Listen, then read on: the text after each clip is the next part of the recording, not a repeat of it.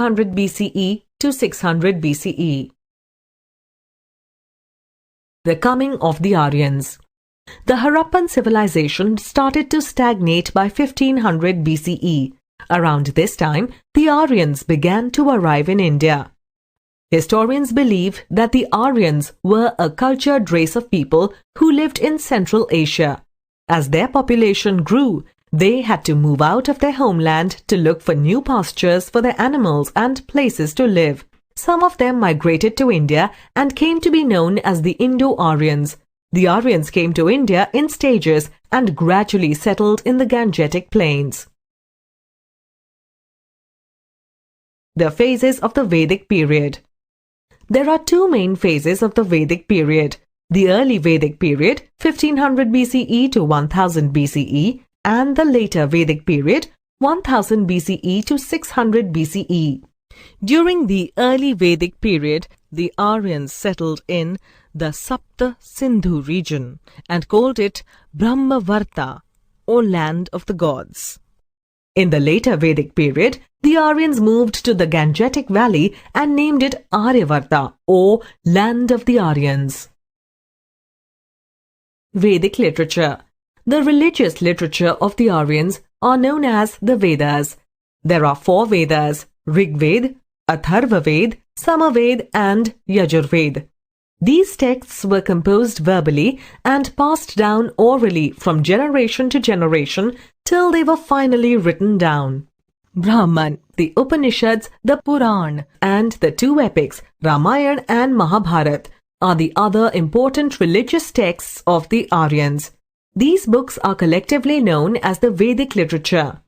They tell us a great deal about the social, religious, economic, and political life of the people during this period.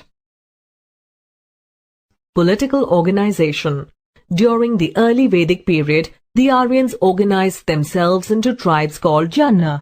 Each Jana consisted of many villages called Gram. The head of the Gram was the Gramani. The head of all the tribes was the Rajan, or king, who protected the tribe from the enemy. The Sabha and the Samiti were 2 councils which advised and guided the king.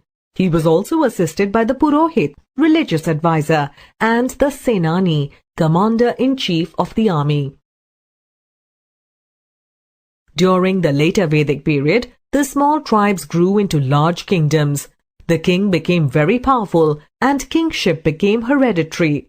The king was assisted by many officials who were in charge of different departments. Many rituals and sacrifices or yagnas like the Rajasuya Yagna and the Ashwamedh Yagna were performed to confer supreme power on the king. Classification of society. The Aryan society was divided into 4 classes or varnas on the basis of people's occupation. The 4 varnas were Brahmanas, Kshatriyas, Vaishyas, and Shudras. Brahmanas were priests and scholars, Kshatriyas were warriors, Vaishyas were farmers, traders, and craftspeople. Shudras were laborers who did menial jobs. The classification of society into 4 varnas became rigid and hereditary in the later Vedic period. The 4 classes came to be known as castes. One's caste was determined by birth, and a person born in a particular caste could not change his profession or caste. The 4 ashram.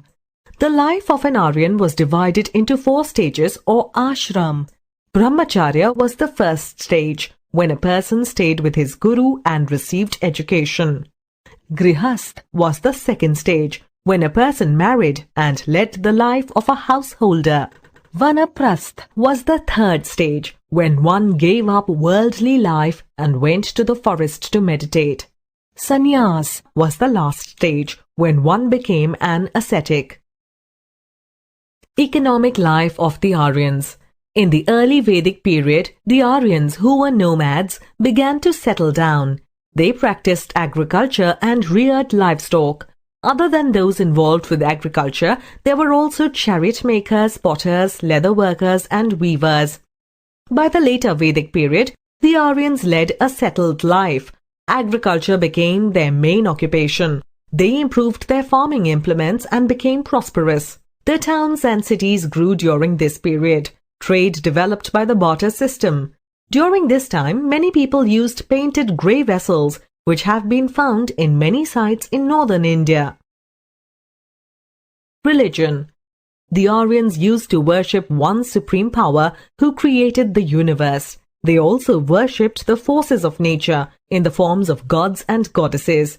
The most important god was Indra, the god of rain and thunder. Other gods were Varuna, the god of water, and Surya, the sun god. During the early Vedic period, there were no idols or temples. They worshipped their gods in the open. The yagnas were performed by the brahmanas and all the family members participated. In the later Vedic period, the earlier gods lost their importance. Brahma, the creator, Shiva, the destroyer, and Vishnu, the preserver, now gained importance. The mode of worship became complex and many elaborate ceremonies and rituals were performed.